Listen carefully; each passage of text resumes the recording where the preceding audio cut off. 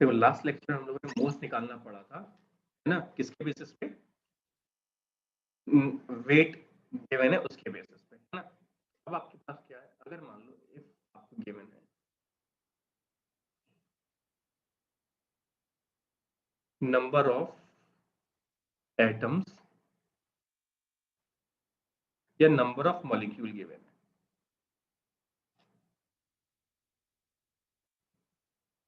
Number of atoms या molecule given है आपको, तो आपको पता है कैसे मोल्स निकालने हैं।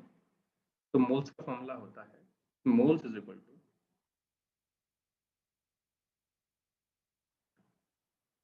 नंबर ऑफ एटम्स या मॉलिक्यूल डिवाइडेड बाय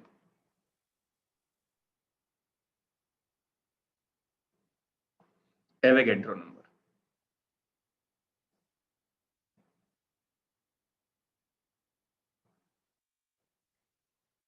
है ना। क्या आपके पास एवोगैड्रो नंबर से डिवाइड करने वाला, ठीक है। अब एवोगैड्रो नंबर की वैल्यू क्या होती है?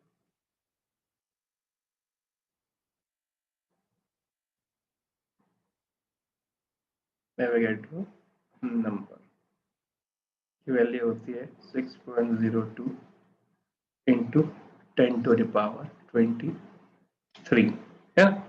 ये आपके पास है एवोगैड्रो नंबर की वैल्यू। अगर मान लो आपको क्वेश्चन गिवन है डिटरमाइन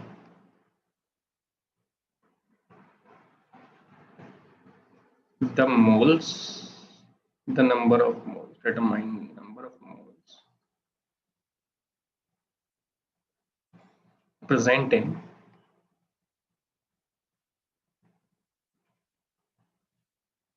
3.01 into 10⁻20 molecule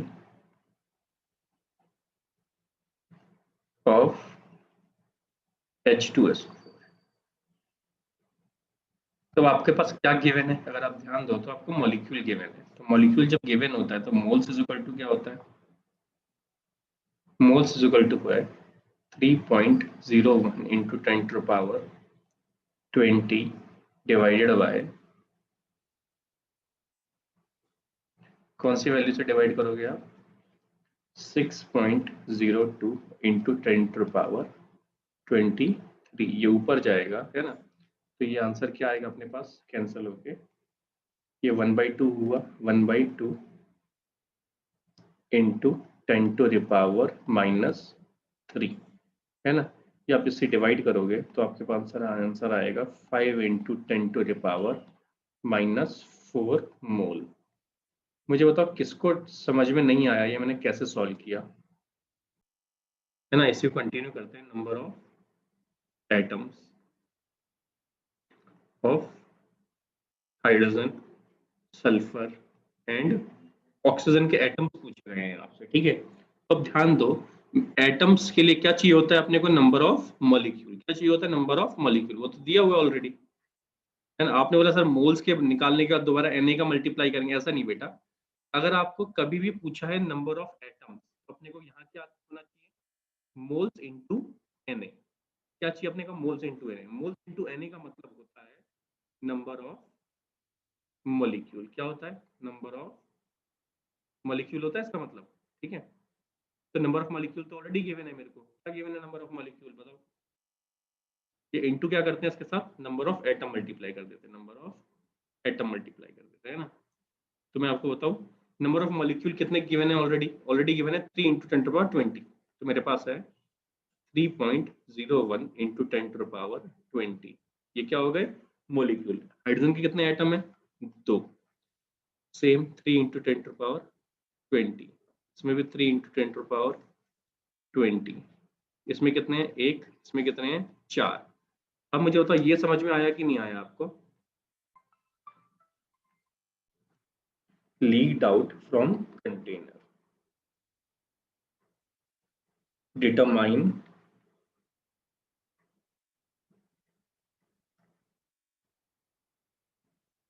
remaining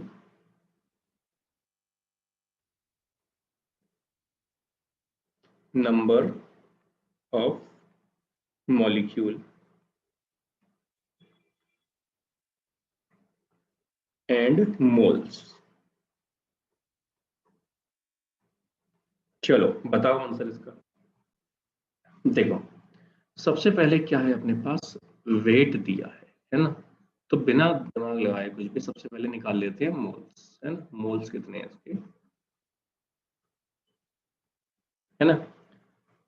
इसके मोल्स है 32 डिवाइडेड बाई 32, सॉरी 16, 32, हाँ। कितना आ गया, 1 मोल। अब इसमें क्या हो गया, इसने बोला है इतना एक कंटेनर में 32 ग्राम O2 था, जिसमें से इतना मॉलिक्यूल लीक हो गए, है ना, या एस्केप हो गए उस कंटेनर से, है ना। लीक या एस्केप्ड बोल सकते हो आप, ठीक। अगर इतने मॉलिक्यूल निकल गए तो अपने को पता तो होना चाहिए कितने मॉलिक्यूल थे पहले, है ना। उस कंटेनर में कितने मॉलिक्यूल थे, तो एक मोल में कितने मॉलिक्यूल होते हैं, नंबर ऑफ मॉलिक्यूल। वो क्या होता है, moles into Na, 1 into Na। तो Na मॉलिक्यूल हो गए, Na की वैल्यू क्या होती है, 6.02 इंटू 10⁻23 मॉलिक्यूल है। इसमें से कितने निकल गए, उसने बोला 3 इंटू 10⁻23 निकल गए, है ना। Remaining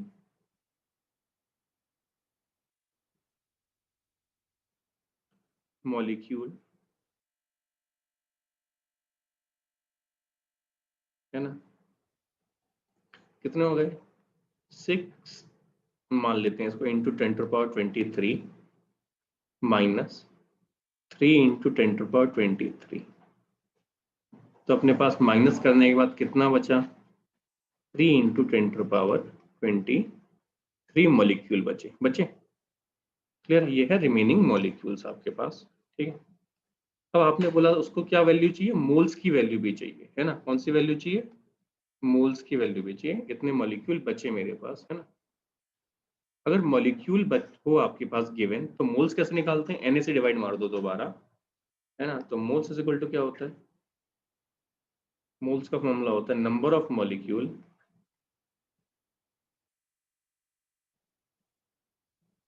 divided by Avogadro number. कितना होता है, 6 इंटू 10⁻23 मान लो। तो जो ये वैल्यू है ऐसे डिवाइड किया मैंने, 3 into 10⁻23 is divided by 6 into 10⁻23। तो वैल्यू कितनी बची है मेरे पास, 0.5, है ना। इतने मोल्स बचे हैं मेरे पास उतने मॉलिक्यूल बाहर जाने के बाद। अब बताओ क्या डाउट है। नेक्स्ट क्या आपके पास, अगर आप मोल्स निकालना चाहते हो किस कंडीशन में,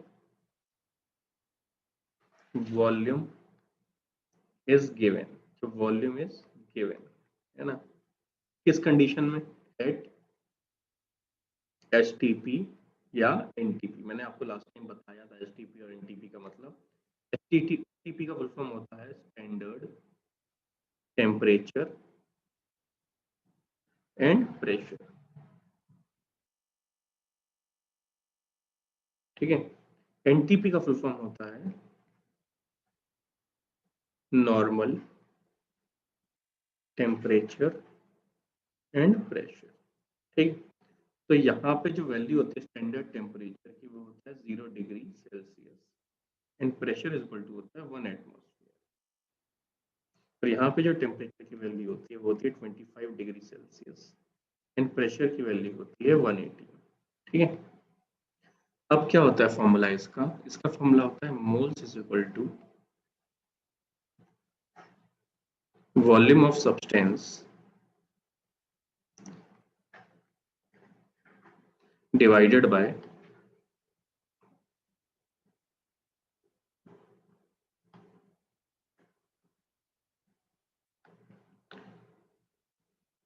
ट्वेंटी 2.4 लीटर और 22,400 ml, है ना।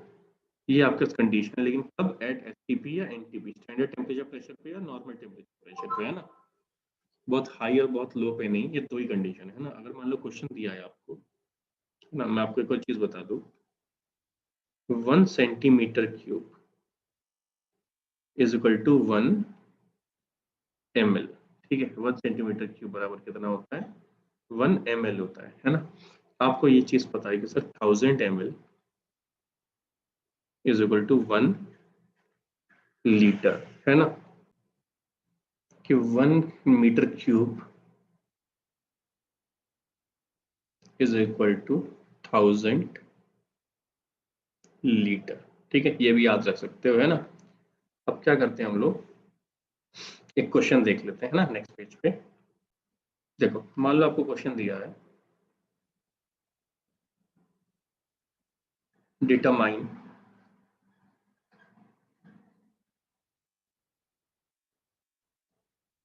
The number of moles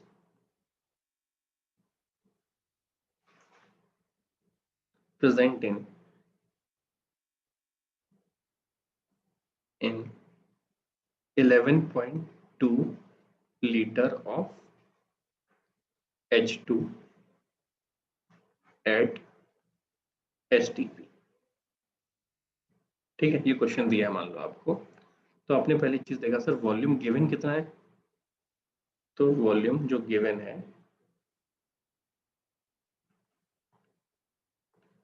is 11.2 litre, है ना। किस पे दिया है? At STP. तो हम फॉर्मूला कौन सा लगा सकते हैं अगर एसटीपी दिया है तो आपने बोला sir moles is equal to हो जाएगा हमारे पास volume of substance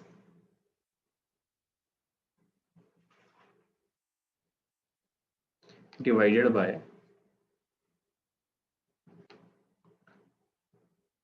22.4 litre, 22.4 litre. तो यहाँ पे वैल्यू क्या है? 11.2 डिवाइडेड बाय 22.4 लीटर। तो फाइनली आंसर क्या है हमारे पास? 0.5 मोल। एक और क्वेश्चन देख लेते हैं, है ना। अगला क्वेश्चन है आपके पास, आपको बोला गया है same determine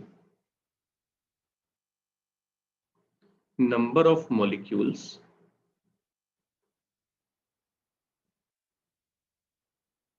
present in 5600 centimeter cube of H2 gas at NTP। अगर आपसे ये पूछा गया है ना, सबसे पहली चीज क्या गिवन है देख लेते हैं। वॉल्यूम गिवन, तो उसने बोला 5600 सेंटीमीटर क्यूब या सीसी क्यूब, एक ही चीज है, सीसी भी लिख सकते हैं ना। सीसी का मतलब क्या होता है? सेंटीमीटर क्यूब, है ना। अगर आपको सेंटीमीटर क्यूब लिखा है आपके पास, है ना, तो इसको अगर ml में चेंज करोगे तो क्या लिख दोगे? 5600 ml, है ना। ओके, तो अब अपने पास क्या है, आपको मोल्स में कन्वर्ट, इसको मोल्स की वैल्यू निकालनी है। तो मोल्स बराबर क्या हो गया? 5600 ml। अगर ml है तो किससे डिवाइड करोगे? 22,400, है ना। इसको अगर आप सॉल्व करोगे तो क्या आएगा आपके पास? दो जीरो से दो जीरो कैंसिल, है ना। अब इसको डिवाइड करोगे तो आपके पास आएगा यहाँ पे 1/4, है ना, 4 बार जाएगा ये, तो आपके पास बचेगा आंसर 0.25 मोल। ये हमने पहले मोल्स निकाल लिए। अब देखो, अगर आपको नंबर ऑफ मॉलिक्यूल निकालना है तो हमेशा हम लोग क्या करते हैं कि sir number of molecule,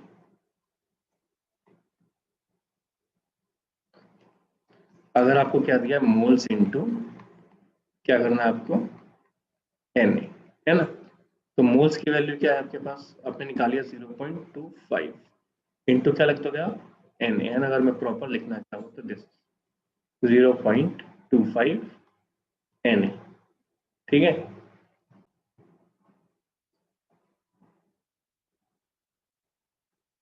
determine number of hydrogen comma sulphur and oxygen atom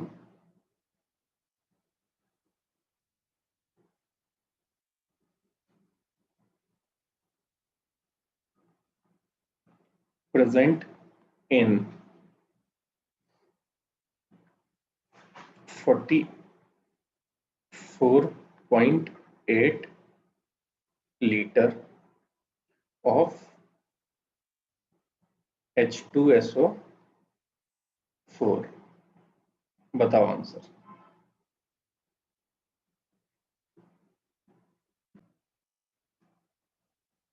देखो ये क्या HTP है ना अपने पास, तो अपने पास क्या है, पहले मोल्स निकाल लेते हैं। तो मोल्स इज इक्वल टू क्या है यार अपने पास, वॉल्यूम कितना गिवन है 44.8 लीटर, इससे डिवाइड करेंगे स्टैंडर्ड 22.4 लीटर से, तो मोल्स कितना आया 2 मोल्स आया। तो नंबर ऑफ मॉलिक्यूल्स कितने हो गए, नंबर ऑफ मॉलिक्यूल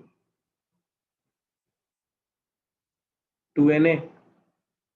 जब आपको मॉलिक्यूल मिल गए हैं तो एटम से डायरेक्ट मल्टीप्लाई कर दो, तो क्या हो गया आपके पास number of hydrogen atom, number of sulphur atom, number of oxygen atom.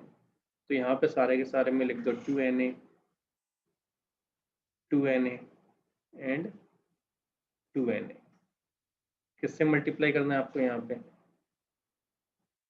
Into hydrogen कितने होते हैं H2SO4 में 2, तो यहाँ पे 2 से मल्टीप्लाई। सल्फर कितना है 1, ऑक्सीजन कितना है 4, तो ये क्या हो गया 4Na, ये वाला क्या हो गया 2Na, नीचे वाला क्या हो गया 8Na।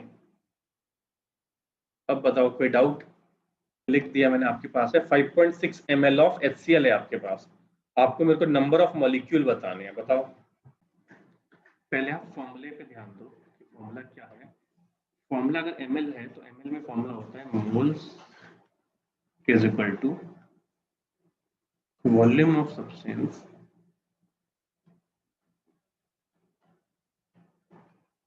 अगर ml में है तो डिवाइडेड बाय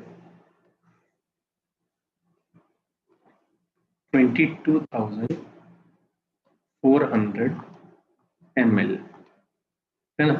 आपके पास वैल्यू है 5.6 डिवाइडेड बाय 22,400। क्लियर है।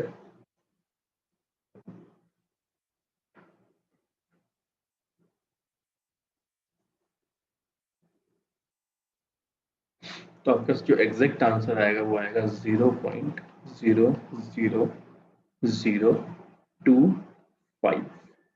ठीक है, तो आपके पास नंबर ऑफ मॉलिक्यूल क्या हो जाएंगे,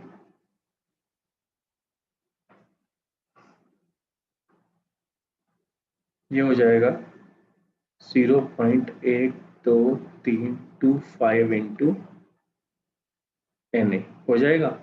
इसको आप ऐसे भी लिख सकते हो, लिखना चाहो तो सर 2.5 इंटू 10 की पावर 1 2 3 4 -4 Na।